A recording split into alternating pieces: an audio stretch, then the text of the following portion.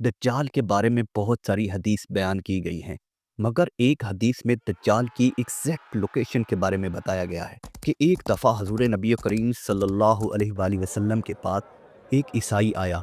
इसने इस्लाम कबूल करने के बाद एक अजीबो गरीब वाक़या सुनाया कि मैं और मेरे कुछ साथी सफ़र पर रवाना हुए। हम अभी रास्ते में ही थे कि अचानक समंदर में एक बहुत बड़ी सुनामी आई, जिसकी वजह से हम अपना रास्ता भटक गए। 1 महीना हम इधर-उधर भटकते रहे। आखिरकार समंदर ने हमारी कश्ती को एक जजीरे के पास ला खड़ा किया। बड़ी कश्ती से उतरकर हम छोटी कश्तियों के ज़रिए इस जजीरे पर पहुंचे और वहां हमने एक अजीबो-गरीब मखलूक़ात को देखा, जिनके चेहरे स्याह और जिस्म पर बहुत ज़्यादा बाल थे, और उन्होंने अपना नाम जसासा बताया। हमने इनसे पूछा कि तुम क्या चीज़ हो और तुम्हारा किस मखलूक से ताल्लुक़ है? उन्होंने कहा, आप हमें छोड़ें, वहाँ उस मंदिर में एक शख्स तुम्हारा शिद्दत से इंतज़ार कर रहा है। अंदर हमने एक शख्स को देखा जो कि जंजीरों से बंधा हुआ था। इसने हमसे 3 सवाल पूछे। मुझे बेसान के दरख्तों के बारे में बताओ, क्या उसमें कुछ फल वगैरह हैं? हमने कहा हाँ हैं।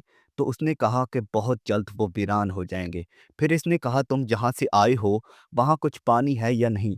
हमने कहा हाँ, वहाँ बहुत पानी है। तो उसने कहा जल्द ही वो खुश्क हो जाएगा। फिर इसने कहा कि मुझे उस मोहम्मद पैगंबर के बारे में बताओ, क्या किया है उसने अब तक?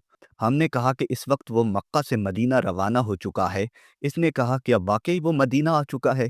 ये कहते ही इसने कहा कि अब मैं तुम्हें बताऊं कि मैं कौन हूँ, और बहुत जल्द मैं इस कैद से आज़ाद होने वाला हूँ, और मैं तमाम इलाकों में सफ़र करूँगा सिवाय मदीना के।